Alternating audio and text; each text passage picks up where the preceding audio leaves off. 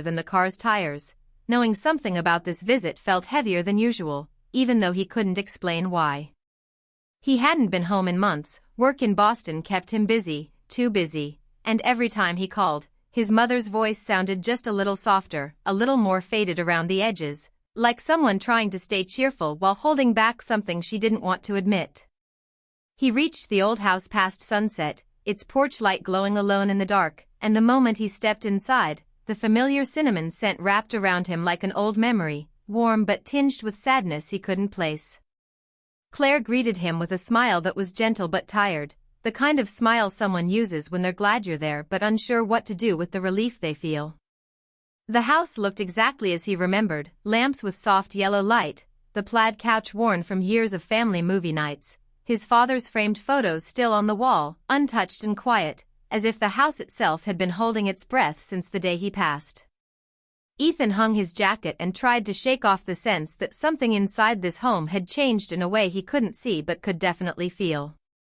Claire asked what movie he wanted to watch, her voice polite and light, yet carrying a small tremor he almost missed, and when he suggested the old romance film they used to watch every Christmas, she agreed too quickly, as if the choice saved her from having to think.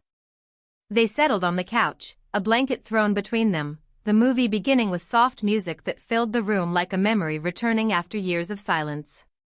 At first, Ethan thought the quiet between them was normal, just the comfortable silence of family who didn't need words, but the longer the movie played, the more he noticed the little things, the way she kept adjusting the blanket even when she wasn't cold, the way her eyes drifted away from the screen as if pulled towards some hidden sadness, the way her breath caught whenever the film showed a couple laughing together.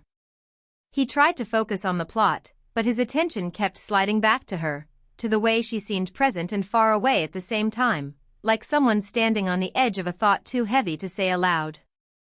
A part of him wanted to ask her what was wrong, but another part feared the answer, feared hearing something he wasn't ready to face. The house, once full of life and noise, now felt thinner, like the walls echoed memories instead of voices, and the silence between each sound grew longer with every passing minute. The TV light flickered across Claire's face, revealing the kind of exhaustion that didn't come from lack of sleep but from carrying emotions alone for too long.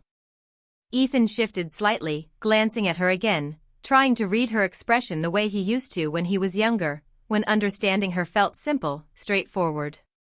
But tonight she was harder to read, as if she had built a quiet wall around herself that he wasn't sure how to reach through anymore. Still, he could feel it, the unspoken weight hanging in the room, the tension in her posture, the kind of sadness that doesn't announce itself but lingers quietly, waiting for someone to notice.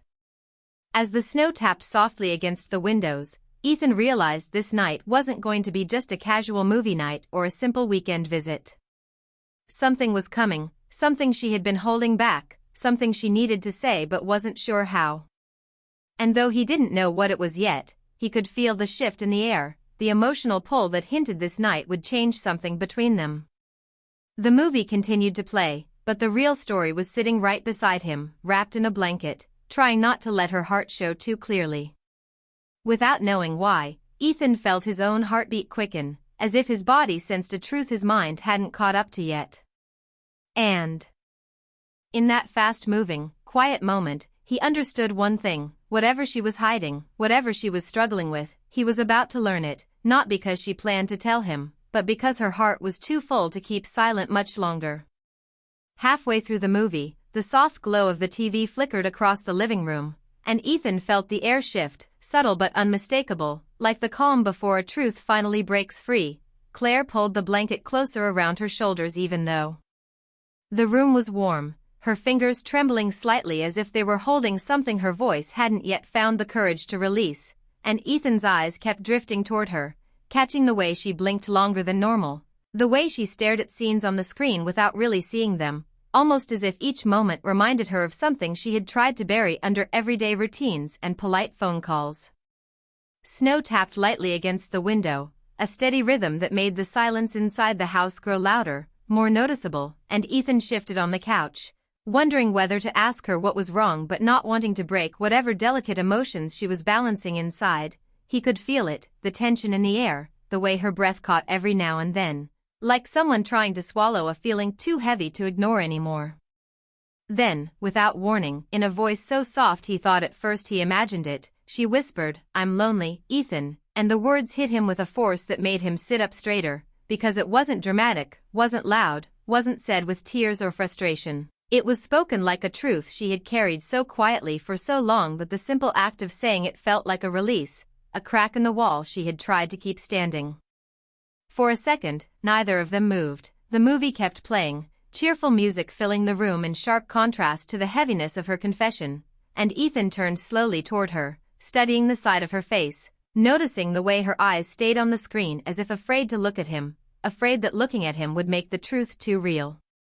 "Mom, what do you mean?" he asked gently, but she didn't answer right away. Her chest rose with a shaky breath, her fingers tightening around the edge of the blanket like she needed something solid to hold onto before she opened her heart any further.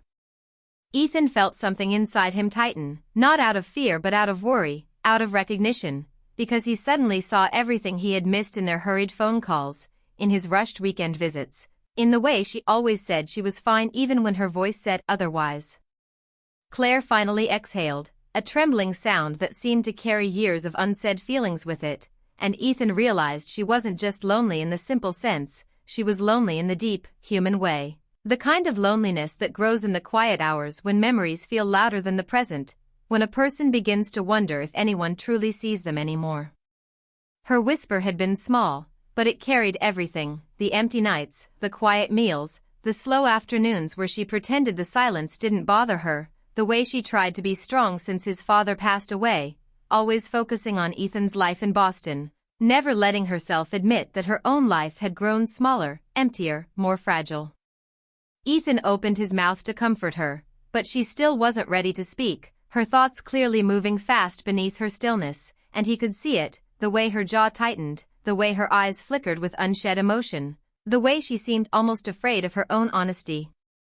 When she finally turned her face slightly toward him, her eyes looked tired but open, as if that one whisper had unlocked a part of her she had kept hidden for far too long.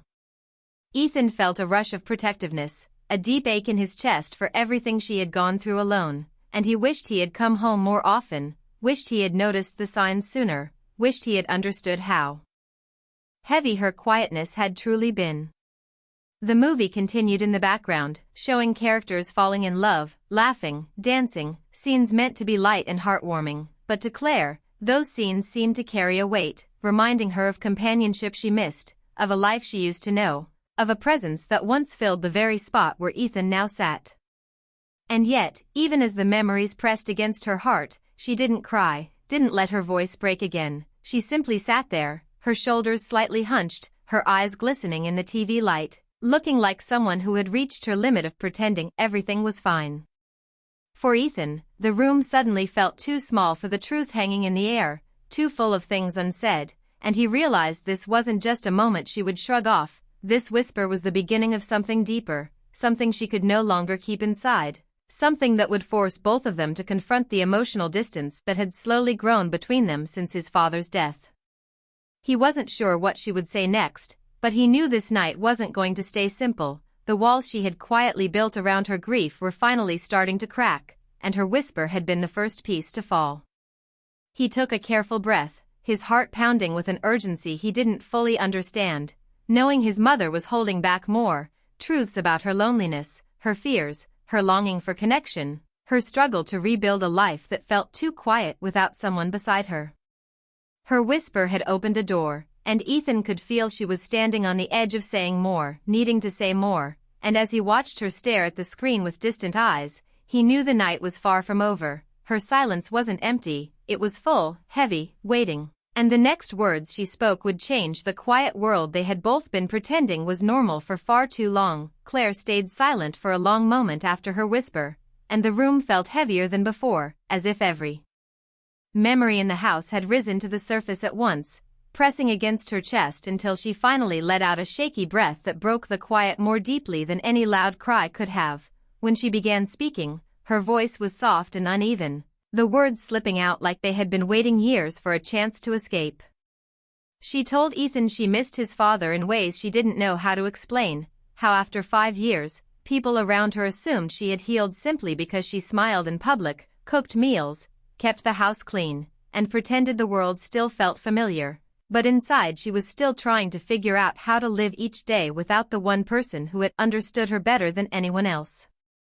She admitted that after the funeral, everyone had come by with casseroles and comforting words, promising to check in, promising to visit, promising she wouldn't feel alone for long. But little by little, those visits faded, the phone calls became shorter, the invitations stopped, and the world moved forward while she stayed in place, sitting in a house that once echoed with laughter and now felt like it was filled only with the quiet hum of the refrigerator and the ticking of old clocks. She confessed that she tried to stay strong for Ethan, not wanting him to worry or feel responsible, but the truth was that nights felt long and empty, and some evenings she sat on the couch whispering her thoughts into the quiet, hoping the silence might answer back in some comforting way. As she spoke, her eyes glistened, not with dramatic tears but with the kind of emotion that comes from finally telling the truth after hiding it for too long. And Ethan felt guilt wash through him, sharp, sudden, undeniable, because he realized that while he had been busy with work, deadlines, and his own life in Boston, she had been carrying all of this alone, pretending she was fine because she didn't want to disturb his world. She said she missed having someone beside her, not just a partner to share love with, but a companion to talk to at the end of the day, someone to laugh with, someone to help shoulder the weight of life. She missed simple moments, morning coffee with someone sitting across from her, sharing quiet meals without feeling the empty seat pulling at her heart, hearing another voice in the house other than her own. She emphasized she wasn't looking for Ethan to fill his father's place or solve everything, but she couldn't hide anymore how much it hurt to pretend she had grown used to solitude when, in reality, she felt it chipping away at her spirit bit by bit. Ethan listened, feeling each word hit him with increasing force, because every detail she revealed painted a clearer picture of the loneliness she had been quietly drowning in, cooking meals she barely ate, sitting on the porch at sunset hoping the fresh air might lift her mood, walking through grocery stores with a cart too empty, passing couples in town and feeling the ache of being on the outside of a world she once belonged to. She told him she sometimes tried to join local events or community gatherings, but she always ended up feeling out of place, surrounded by groups of people who already had their rhythms and routines, and she would smile politely before going home early, telling others she was tired when, really, she just didn't know how to fit into her life anymore. As she spoke, Ethan realized this wasn't just sadness, this was a deep emotional exhaustion, the kind that builds when a person fights through every day trying to appear strong while their heart silently begs for understanding. He reached out instinctively, placing his hand over hers, and the moment he did, she seemed to lose the last bit of control she had been holding onto, not by crying loudly, but by lowering her head slightly, her breath trembling like someone who finally allowed themselves to stop pretending. She explained that her loneliness wasn't about wanting romance right away or rushing into something new. It was about wanting her life to feel meaningful again, wanting connection, wanting to be seen as a whole person rather than the widow who's staying strong, wanting someone to ask how she was doing and actually mean it. She confessed that she sometimes wondered whether she even deserved happiness after losing so much, and that thought alone made Ethan's chest tighten, because he had never imagined she might doubt her own worth like that. She said she worried she had become a burden, someone people felt sorry for, someone whose presence made others uncomfortable, and Ethan felt his throat burn with emotion because he realized how wrong she was, how much strength she carried every single day without recognition, how much love she still held in her heart despite everything, how much she mattered to him and so many others. As she continued speaking, the weight of her years of silence became clear. She talked about nights she stayed awake until dawn, sitting with old photos and wondering if she should pack them away or keep them on display, torn between wanting to move forward and feeling guilty for even thinking about it. She talked about avoiding certain songs because they brought back memories she wasn't ready to face, skipping certain aisles in stores because they reminded her of routines she no longer shared with anyone, and sometimes going days without speaking to another person except for short interactions with the cashier or the mail carrier. Listening to her, Ethan felt something inside him shift, a realization that he had underestimated the depth of her grief, the scope of her emotional isolation, the quiet battles she fought every day while still managing to sound cheerful on the phone. To give him advice, to ask about his life, to be the strong mother he relied on. She told him she didn't want pity, didn't want apologies, didn't want to rewind time, she just wanted to feel connected again, to feel like her life wasn't falling into a quiet pattern of waiting for the next day to pass. As she spoke, the living room felt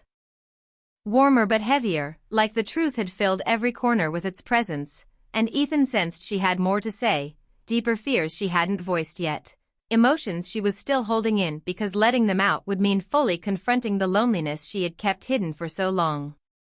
And even as her voice softened, even as she tried to steady her breathing, Ethan could tell she wasn't finished. There was still something inside her waiting to come out, something she hadn't dared say yet. Something that might reveal just how fragile her heart had become beneath all the strength she tried to show the world. Ethan didn't wait for her to finish breaking. He gently closed his hand over hers, grounding her with a warmth that felt steady and real. And in that small touch Claire finally let herself breathe, not the careful, controlled breaths she used to hide her feelings, but a deeper, trembling breath that showed she had finally allowed herself to stop carrying everything alone. He told her softly that she wasn't a burden, wasn't invisible, wasn't someone the world had forgotten, and for the first time that night, Claire looked at him fully, her eyes tired but clearer, as if his words had reached a part of her heart she had locked away for years.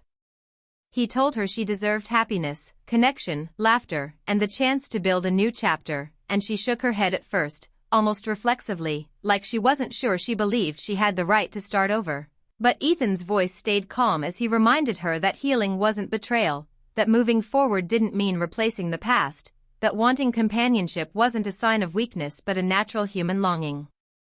The movie continued flickering in the background, its soft music filling the space between their words, but neither of them paid attention to the screen anymore. The real moment was happening quietly on that couch, where years of unspoken sadness finally found a place to be released.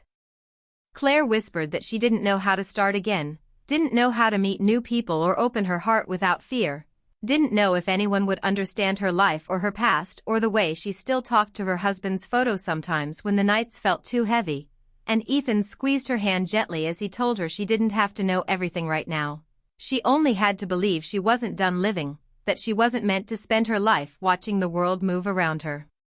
She let out a soft, unsteady laugh, the kind that comes from sadness and hope mixing together, and she admitted she sometimes felt too old to start over. But Ethan shook his head immediately, telling her that new beginnings didn't have age limits, that she wasn't alone in this world, and that there were people out there who would see her for the thoughtful, kind, warm-hearted woman she had always been. She looked down at their hands, as if surprised her son was now the one giving her strength, and for a moment she seemed almost fragile, like a person trying to learn how to trust life again. Ethan told her he would help however she needed, whether it was joining community groups, trying new hobbies, reconnecting with old friends, or simply talking more often so she didn't feel so disconnected. He promised to visit more, not out of obligation but because he genuinely wanted to be part of her life again, the way they used to be when he was younger and the world felt bigger and brighter. Claire's eyes softened, and she whispered that she didn't want to hold him back or make him feel responsible for her, but Ethan shook his head again, telling her she wasn't holding him back, she was his mother, his family. And wanting to support her wasn't a burden but a natural part of their bond. The snow outside grew heavier, flakes drifting softly against the windows, and the warm glow of the lamps made the room feel smaller but safer, like the house itself had been waiting for this moment of honesty. Claire leaned back against the couch, feeling lighter than she had in years, and she told Ethan that maybe, just maybe, she could imagine meeting someone someday, not to replace his father, but to share life with again, someone who could bring new warmth into her days. Ethan smiled gently and told her that she deserved exactly that, and she seemed to take his words deep into her heart, her shoulders relaxing as a quiet sense of possibility settled over her. The idea of opening her heart again didn't feel quite as frightening now, not with her son encouraging her, not with the house finally filled with honest conversation instead of silence. She admitted she was scared of being hurt, of being disappointed, of not knowing how to navigate the world after being out of it for so long, but Ethan reassured her that fear was normal. That courage didn't mean not being scared but moving forward anyway. As the movie reached its final scene, neither of them watched. Instead, Claire told Ethan she felt something she hadn't felt in a long time. Hope, small but real, like a gentle light beginning to flicker after years of dimness. She thanked him, her voice low and full of emotion, for listening, for not brushing her feelings aside, for giving her space to speak the truth she had been afraid to say out loud, and Ethan told her he should have seen it sooner, should have checked on her more, should have been present in ways that mattered. But Claire touched his hand lightly and told him not to blame himself, because grief had made both of them retreat into their separate worlds without realizing the distance growing between them. She explained that tonight wasn't about regret, it was about letting her heart breathe again, letting her fears out so they no longer controlled her, letting her son see her not just as a strong mother but as a person who still had dreams and wishes and parts of life left to experience. The room felt different now, lighter, warmer, more alive, and when Claire finally smiled, it wasn't the tired, polite smile she had worn earlier, but a real one, soft and warm and full of the quiet strength she was rediscovering within herself. She said she didn't know when or how her next chapter would begin, but she was ready to try, ready to step slowly towards something new, ready to let her heart open just enough to let life back in. Ethan nodded and told her he would be there every step of the way, supporting her without pushing, giving her space while staying close, being the son she needed but also the friend she hadn't realized she still had in him. And as the credits rolled on the forgotten movie, Claire leaned her head gently against the couch, her heart finally calm, her spirit no longer trapped beneath layers of quiet sadness, and Ethan felt a deep warmth spread through him, because tonight had changed something, not in a dramatic or sudden way, but in a slow, meaningful shift that would guide both of them forward. The silence that filled the room now wasn't the painful kind, it was peaceful, hopeful, the kind that comes after a heavy storm has finally passed. And as the snow continued falling outside, soft and steady, Claire understood that loneliness didn't have to be the end of her story, it could be the beginning of a new one she wasn't afraid to write anymore, now that she had let someone see her truth.